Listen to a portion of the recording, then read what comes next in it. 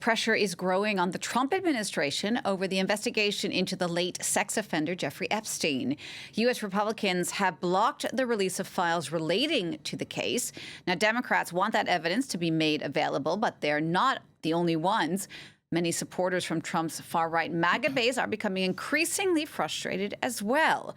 Well, we're going to talk about all of this with our Angela Diffley, who's been keeping an eye on this story. Angela, just remind our viewers, first of all, about all of the background on this story. I mean, what's behind it all?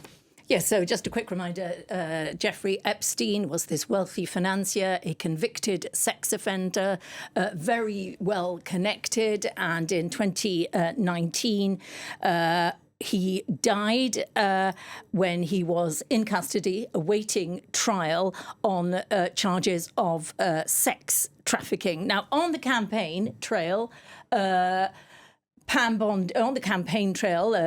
Donald Trump widely aired and echoed and suggested that there was a massive cover-up going on, that Jeffrey Epstein had a client list, that there were important influential people, that the White House was trying to cover it up, and that Epstein's death was very suspicious. There was a lot of conspiracy theory stuff online. He aired it widely and said it was all a part of his big theme of corruption in Biden's White House.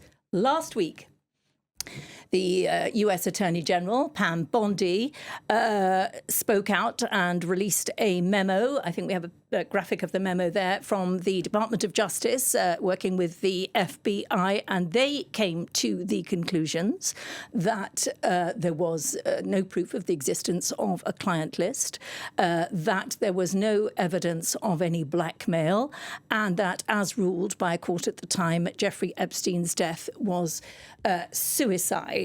And this was followed by uproar because, don't forget, just back in June, Elon Musk, in that famous bust-up with Donald Trump, had said the reason Donald Trump is not releasing the file is because he is in them. So this has created uproar. So given all of this, I mean, how bad could this be for Donald Trump? Is he in some kind of real trouble? Well, he has said, he said yesterday, taking note of this uproar, he's clearly extremely rattled by it. He said yesterday that the DOJ, the Attorney General, should release more material that she finds credible. That's really vague.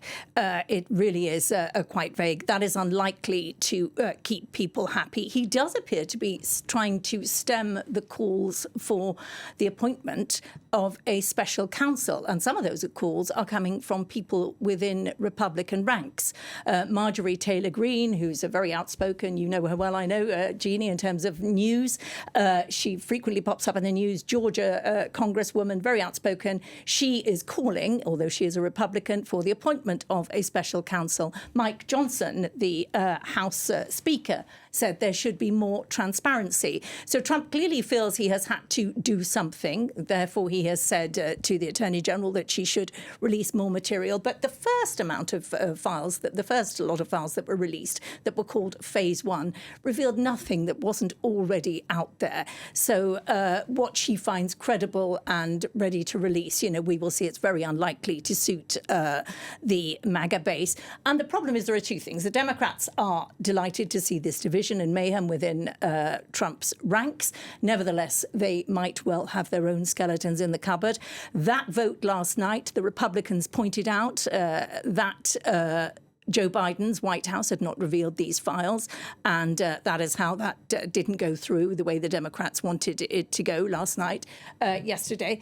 But more importantly for Trump, who has this terrific instinct usually, is that he appears to have a big gap between himself and at least a half of his MAGA base. Some of his MAGA people just say, we support Trump, we trust Trump, whatever. Others say this is a serious moral issue, this is crime, what is going on, you've let us down. All right, I'm sure it will be developing and changing over the coming days and weeks. Angela, thank you so much for taking a look at it today.